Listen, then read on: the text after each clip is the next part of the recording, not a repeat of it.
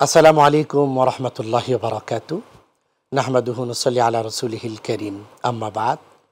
সুপ্রিয় দর্শক শ্রোতা, কাছে এবং দূরে, দেশে এবং প্রবাস থেকে এই মুহূর্তে যারা মাই টিভির অনন্য আয়োজন হক কথা অনুষ্ঠানটি দেখছেন, আপনাদের সকলকে প্রীতি, শুভেচ্ছা, অভিনন্দন জানিয়ে শুরু করছি আজকের আলোচনা। সুপ্রিয় দর্শক শ্রোতা, আজ আলোচনা করব ইসলামের 5টি স্তম্ভের মধ্যে অন্যতম গুরুত্বপূর্ণ একটি স্তম্ভের নাম হচ্ছে হজ। নামাজ যেমন ফরজ, হজ ঠিক তেমনি ফরজ। রমাদানের সিয়াম পালন করা যেমনি ফরজ, যাকাত প্রদান করা যেমন ফরজ, ঠিক হজ পালন করা তেমনি ফরজ। তবে নামাজ ধনী গরিব সকলের উপরে ফরজ। রমাদানের সিয়াম পালন করা ধনী গরিব সকলের উপরে ফরজ, কিন্তু হজ পালন করা শুধুমাত্র তাদের উপরে ফরজ যাদের জন্য মক্কা মুকাররমা পর্যন্ত যাতায়াত করে সেখানের সার্বিক খরচ বহন করা এবং তার অনুপস্থিতিতে পরিবারের সকল ব্যয়ভার গ্রহণ করা যার পক্ষে সম্ভব হবে এমন ব্যক্তির জন্য, এমন ব্যক্তিদের জন্য হজ ফরজ। আল্লাহ সুবহানাহু ওয়া তাআলা ইরশাদ করেছেন, ওয়ালিল্লাহি আলান নাসি হিজ্জুল বাইতি মান ইসতাতা ইলাইহি সাবিলা। যাদের পক্ষে সম্ভব হবে, অর্থাৎ সামর্থ্যবান ব্যক্তিদের জন্যে আল্লাহ পাকের ইবাদত শুরু বাইতুল্লাহর হজ পালন করা ফরজ। হজের এই বিধান এসেছে, অর্থাৎ হজ ফরজ হয়েছে 9ম হিজরিতে। সর্বপ্রথম নবী করিম সাল্লাল্লাহু আলাইহি ওয়াসাল্লাম হজ ফরজ হওয়ার পরে আবু বকর সিদ্দিক রাদিয়াল্লাহু আনহুকে আমিরুল হজ নির্বাচন করে, অর্থাৎ হজ প্রতিনিধি হিসেবে নির্বাচন করে সাহাবায়ে কেরামদের বড় একটি কাফেলা 9ম হিজরিতে হজ করার জন্য মদিনা থেকে মক্কায় প্রেরণ করলেন। 9ম হিজরিতে সর্বপ্রথম হযরতে আবু বকর সিদ্দিক রাদিয়াল্লাহু আনহুর নেতৃত্বে হজ পালিত হয়েছিল, যাকে আমিরুল হজ বলা হয়ে থাকে। সুপ্রিয় দর্শক শ্রোতা, হজ শব্দের অর্থ হচ্ছে ইচ্ছা করা। ইসলামের পরিভাষায় হজ বলা হয় বিশেষ একটি সময়ে বিশেষ নিয়মে আল্লাহ সুবহানাহু ওয়া তাআলার ঘরের জিয়ারত করাকে হজ বলা হয়। প্রিয় দর্শক, হজ 3 প্রকার। এই 3টি প্রকার খুব সংক্ষিপ্ত আকারে আলোচনা করব। তারপরে যেই হজটি আমাদের বাংলাদেশের হাজী সাহেবগণ সাধারণত করে থাকেন, ওই বিষয়টি নিয়ে একটু বিস্তারিত আলোচনা করব ইনশাআল্লাহ। 3 প্রকারের হজ। একটি হচ্ছে হজ্জে ইফরাদ। হজ্জে ইফরাদ হচ্ছে যখন এহরাম পড়বে, শুধুমাত্র হজের নিয়তে এহরাম পড়বে। তারপর 10ই জিলহজ বড় শয়তানকে পাথর মারার পরে হালাল হবে, তারপরে এহরাম খুলতে পারবে। এর আগ পর্যন্ত এহরাম অবস্থায় থাকতে হবে। এহরামের জন্য যত বিধিনিষেধ রয়েছে সব পালন করতে হবে ওই পর্যন্ত। দ্বিতীয় প্রকার হজ হচ্ছে হজ্জে কেরান। হজ্জে কেরানের 2টি অংশ, একটি হচ্ছে ওমরা, আরেকটি হচ্ছে হজ।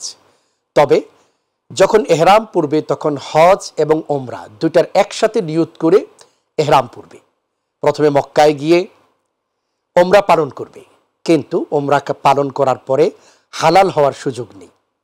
অর্থাৎ ওমরা শেষ করে যখন সাই শেষ হবে, হাজী সাহেবগণ যারা শুধুমাত্র ওমরা করতে যান অথবা হজ্জে তামাত্তু করতে যান, সাই করার পরে মাথা হলক করে থাকেন, মাথার চুল চেঁচে অথবা চুলকে ছোট করে তারপরে হালাল হয়ে কাপড় খুলে ফেলেন।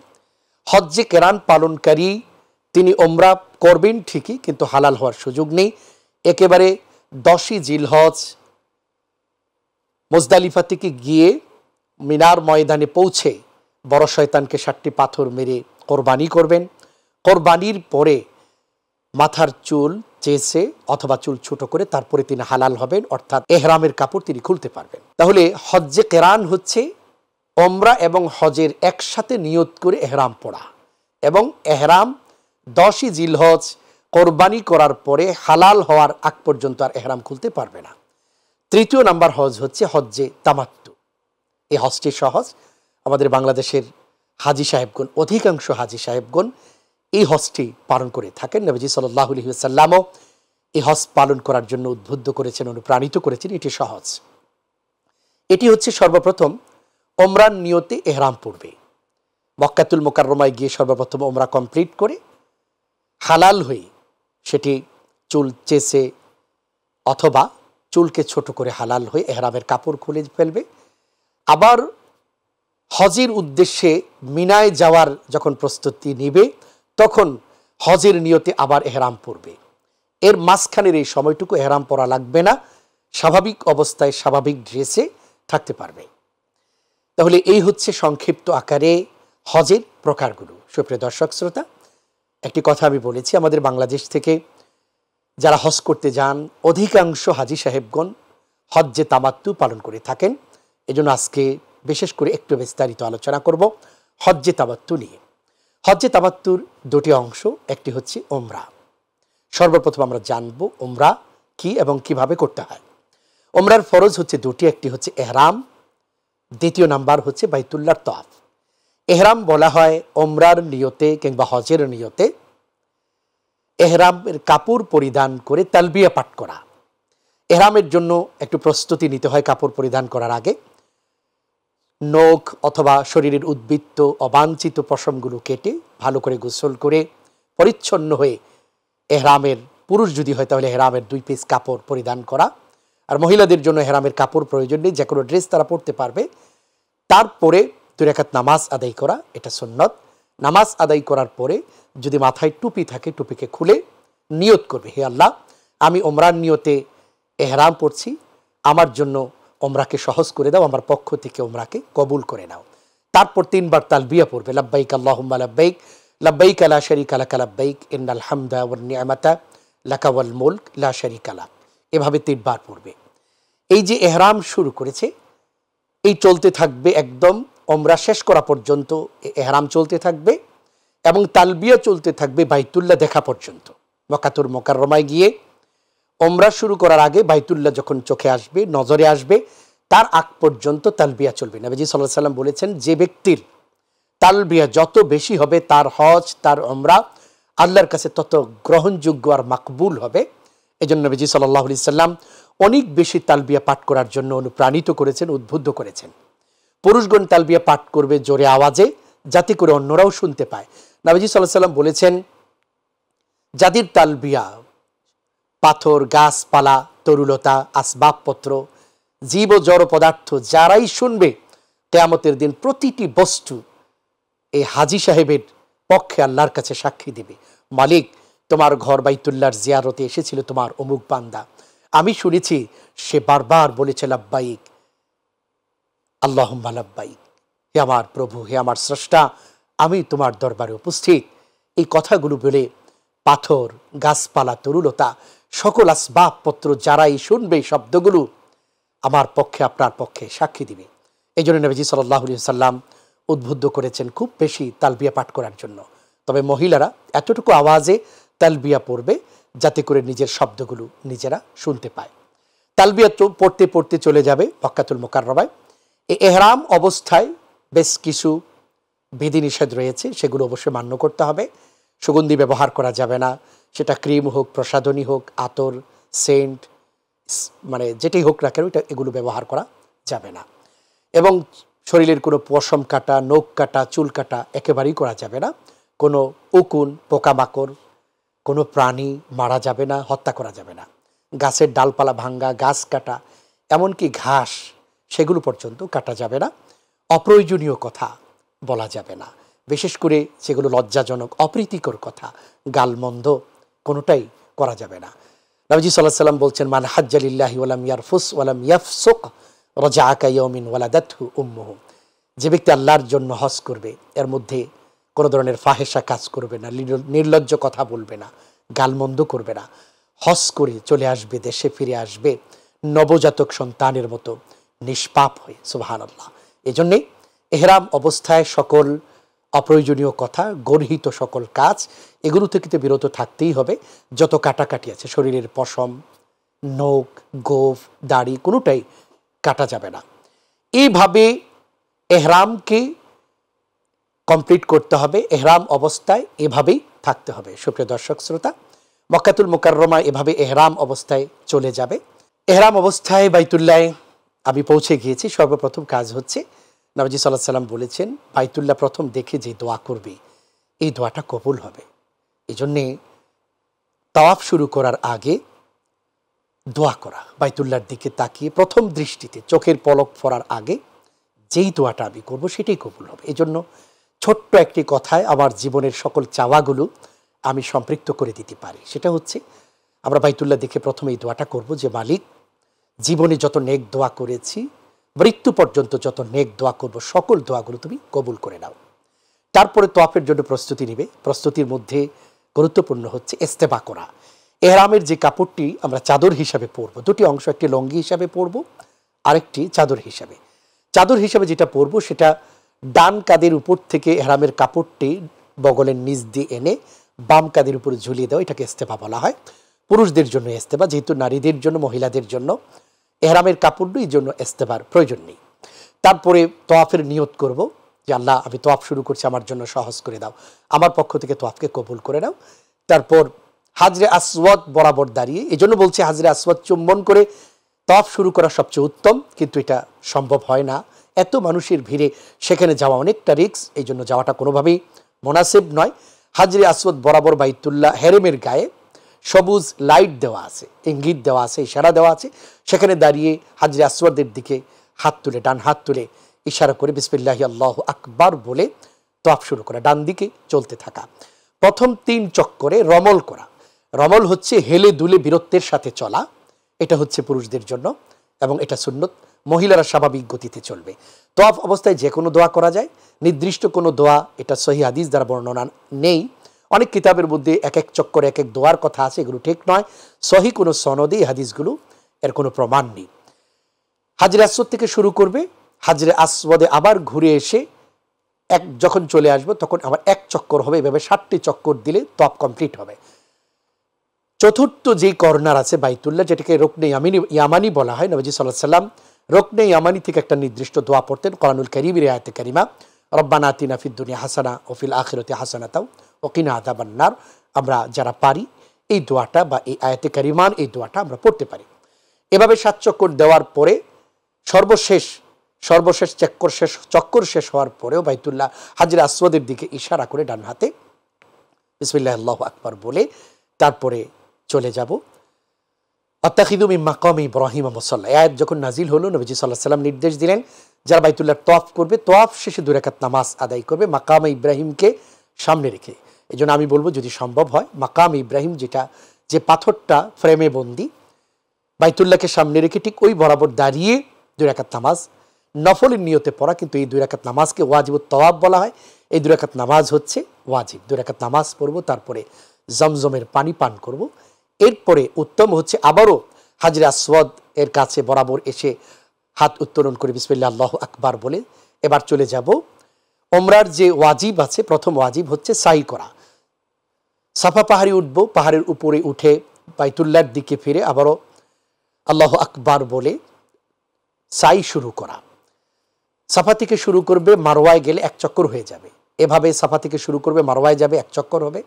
মারওয়া থেকে আবার সাফায় আসবে, আরেক চক্কর হয়ে যাবে। মাঝখানে সবুজ লাইট দিয়ে একটু ইঙ্গিত দেওয়া আছে, এই জায়গাটুকু পুরুষদের জন্য দৌড়ে পার হওয়া, এটা সুন্নত। মহিলারা দৌড়াবে না, স্বাভাবিক গতিতে পার হবে।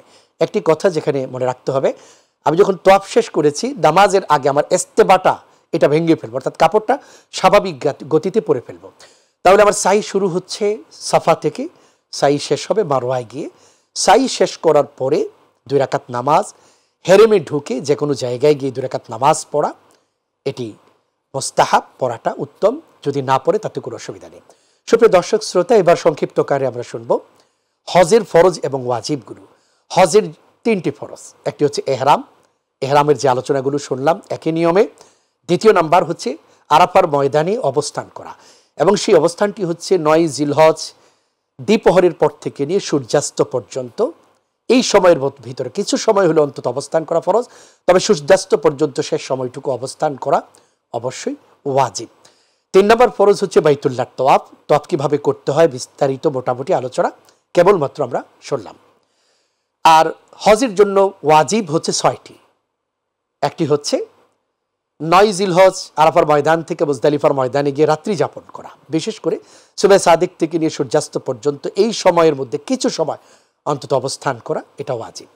দ্বিতীয় নম্বর ওয়াজিব হচ্ছে 10, 11, 12 এই 3 দিন 3টি শয়তানকে কমপক্ষে 49টি পাথর মারা। প্রথম দিন বড় শয়তানকে 60টি পাথর, দ্বিতীয় দিন 3 শয়তানকে 60টি করে 21টি, তৃতীয় দিন অর্থাৎ 12 তারিখ 3 শয়তানকে 60টি করে 21টি, মোট 49টি পাথর নিক্ষেপ করা ওয়াজিব। 3 নম্বর ওয়াজিব হচ্ছে কোরবানি করা। অবশ্যই কোরবানির ফয়সালা মিনায় যাওয়ার আগেই করে দিতে হবে, ব্যাংকে টাকা দিয়ে অথবা মুআল্লিমের তত্ত্বাবধানে এই ফয়সালা করে দিতে হবে। তাহলে 3 নম্বর ওয়াজিব হচ্ছে কোরবানি করা। 4th নম্বর ওয়াজিব হচ্ছে মাথা মুন্ডানো অথবা চুল ছোট করা। 5ম নম্বর ওয়াজিব হচ্ছে তোয়াফের পরে সাই করা। আর 6ষ্ঠ নম্বর শেষ ওয়াজিব হচ্ছে মিকাতের বাহির থেকে মক্কায় প্রবেশ করতে হলে এহরামের সর্বশেষ সীমানা নবীজি সাল্লাল্লাহু আলাইহি সাল্লাম নির্ধারণ করে দিয়েছেন বেশ কয়েকটি জায়গা, যেগুলোকে মিকাত বলা হয়। হজ কিংবা ওমরার নিয়তে যখন মক্কায় প্রবেশ করবে ওই জায়গা অতিক্রম করার আগে এহরাম পরাটা বাধ্যতামূলক, নয়তো দম দিতে হয়। ওই জায়গাগুলোকে মিকাত বলা হয়। মিকাতের বাহির থেকে যারা হজ করার জন্য যাবে তাদের জন্য বিদায়ী তোয়াফ করাটা একটি ওয়াজিব। তাহলে হজের ফরজ হচ্ছে 3টি, ওয়াজিব হচ্ছে 6টি। ধারাবাহিকতা শুরু হয় 8ই জিলহজ থেকে। প্রথমে মিনার ময়দানে অবস্থান করা, তারপরে 9 তারিখ আরাফার ময়দানে অবস্থান করা, 9 তারিখ দিবাগত রাতে মুজদালিফার ময়দানে রাত্রি যাপন করা, সেখান থেকে ফজরের নামাজ আদায় করে হাজী সাহেবগণ মিনার উদ্দেশ্য অথবা জামারাতে চলে যায়। প্রথম দিন শুধুমাত্র বড় শয়তানকে 60টি পাথর নিক্ষেপ করতে হয়, একটি একটি করে বিসমিল্লাহি আল্লাহু আকবার বলে পাথর নিক্ষেপ করা। পাথর নিক্ষেপের পরে হজ যে কেরান এবং তামাত্তু যারা পালন করছে তারা কোরবানি করা। এফরাদ যারা করছে তাদের জন্য কোরবানি বাধ্যতামূলক নয়, চাইলে কোরবানি করতে পারে, কোরবানি না করলেও কোনো অসুবিধা নেই। তাহলে ধারাবাহিকতা হচ্ছে প্রথম দিন বড় শয়তানকে পাথর মারার পরে কোরবানি করা, সেটা ব্যাংকের মাধ্যমে যদি টাকা দিয়ে থাকে অপেক্ষা করতে হবে কোরবানি হয়ে যাওয়ার পরে মাথা মুন্ডানো অথবা চুল ছোট করা, অথবা মুআল্লিমের মাধ্যমে যদি কোরবানি করার সিদ্ধান্ত থেকে থাকে তাহলে নিশ্চিত যখন আমরা হব যে আমাদের কোরবানিগুলো হয়ে গিয়েছে, তারপরে আমি হালাল হওয়ার জন্য মাথার চুল চাচবো অথবা চুলকে ছোট করব। এরপরে ধারাবাহিকতা হচ্ছে বাইতুল্লাহর তওয়াফ করা। তওয়াফের জন্য 3 দিন সময় রয়েছে। উত্তম হচ্ছে 10 তারিখ করে নেওয়া, যদি সম্ভব না হয় 11 তারিখ, যদি তাও সম্ভব না হয় অবশ্যই 12 তারিখ সূর্যাস্তের আগে করে নিতে হবে। তারপরে 10 তারিখ 11, 12 এই রাত্রিগুলো মিনার ময়দানে অবস্থান করা, এগুলো গুরুত্বপূর্ণ সুন্নত। একান্ত কোনো অসুবিধা যদি না থাকে তাহলে মিনার ময়দানে অবস্থান করা। প্রথম দিন পাথর নিক্ষেপ করার সময় হচ্ছে সূর্য উদয় হওয়ার পর থেকে দ্বিপ্রহরের আগ পর্যন্ত, যদি সম্ভব না হয় পরবর্তীতেও করা যাবে, এটা হচ্ছে উত্তম সময়। আর দ্বিতীয় 2 দিন পাথর মারার সময়টা শুরু হবে দ্বিপ্রহরের পর থেকে, সূর্য হেলে যাওয়ার পর থেকে সূর্যাস্ত পর্যন্ত। এই সময়ের ভিতরে পাথর মারাটা উত্তম সুন্নত। যদি না পারে, অসুস্থ থাকে অথবা অনেক ভিড়ের কারণে যেতে পারেনি কিংবা মহিলা হয়, তাহলে ফুকাহায়ে কেরাম লিখেছেন রাতের বেলা পাথর মারতে পারবে, পরবর্তী সুবহে সাদেকের আগ পর্যন্ত পাথর মারতে হবে। পাথর মারার নিয়ম হচ্ছে দ্বিতীয় 2 দিন প্রথমে ছোট শয়তানকে একটি একটি করে 60টি পাথর মারা, তারপরে দোয়া করা, তারপরে দ্বিতীয় শয়তান মেজু শয়তান সেখানে গিয়েও একটি একটি করে 60টি পাথর মারা, নবীজি সাল্লাল্লাহু আলাইহি সাল্লাম দোয়া করেছেন, একটু দোয়া করা। তারপরে সর্বশেষ বড় শয়তানকে 60টি পাথর মারা, সর্বশেষ বড় শয়তানকে 60টি পাথর মারা, একটি একটি করে, একসাথে নয়। এমন নয় যে 60টি পাথর একসাথে নিয়ে একবারে আমি ঢিল দিয়ে ছুড়ে দিলাম, এটা কিন্তু হবে না। একটি পাথর নিক্ষেপ হয়েছে বলে গণ্য হবে। এই জন্য এই ভুলটা করা যাবে না। 2টি আঙ্গুল একত্রিত করে, অথবা আপনি 3 আঙ্গুল নিয়ে করতে পারেন, উত্তম হচ্ছে 2 আঙ্গুল নিয়ে পাথরটাকে নিয়ে হাতে ধরে বিসমিল্লাহি আল্লাহু আকবার বলে, যে পিলার আছে একটা ওয়াল দিয়ে একটা ব্যারিকেড দেওয়া আছে, লক্ষ্য রাখতে হবে যে ব্যারিকেডের বাহিরে না যায়, এই ব্যারিকেডের ভিতরে ফেলতে হবে। বড় শয়তানকে পাথর মারার পরে নবীজি সাল্লাল্লাহু আলাইহি ওয়াসাল্লাম দোয়া করেননি, এই জন্যে বড় শয়তানকে পাথর মারার পরে আর দোয়ার জন্য সেখানে না দাঁড়ানো। তাহলে 10 তারিখ যদি তোয়াফ হয়ে থাকে, আলহামদুলিল্লাহ তোয়াফ শেষ, এখন শুধুমাত্র বাকি আছে বিদায়ী তোয়াফ। সর্বশেষ যখন মক্কার জমিন ছেড়ে দেশে চলে আসবে অথবা মদিনায় চলে আসবে, তখন বিদায়ী তোয়াফ করে নেবে, অর্থাৎ 7টি চক্কর। এই বিদায়ী তওয়াফ মিকাতের বাহির থেকে যারা আসবে তাদের জন্য বিদায়ী তওয়াফ ওয়াজিব। আল্লাহ সুবহানাহু ওয়া তাআলা আমাদের সকলকে, যাদের উপরে হজ ফরজ হয়েছে, সকলকে হজ পালন করার তৌফিক দান করুন। নবীজি সাল্লাল্লাহু আলাইহি সাল্লাম যেভাবে হজের বিধানকে পালন করেছেন, আল্লাহ পাক সেইভাবে হজ পালন করার তৌফিক দান করুন। নবীজি সাল্লাল্লাহু আলাইহি সাল্লাম বলছেন, আল হাজ্জুল মাবরুর লাইসা লাহুল জাযা ইল্লাল জান্নাহ। হজ মাবরুর অর্থাৎ মাকবুল হজের একমাত্র প্রতিদান হচ্ছে আল্লাহ পাকের জান্নাত। দোয়া করছি আল্লাহর দরবারে, যারা মুসলমান, আল্লাহ যেন আমাদের সকলকে জীবনে একবার হলেও তার পবিত্র ঘর বাইতুল্লাহর জিয়ারত করার তৌফিক দান করেন। আমিন। ওয়া আখিরু দাওয়ানা আলহামদুলিল্লাহি রাব্বিল আলামিন।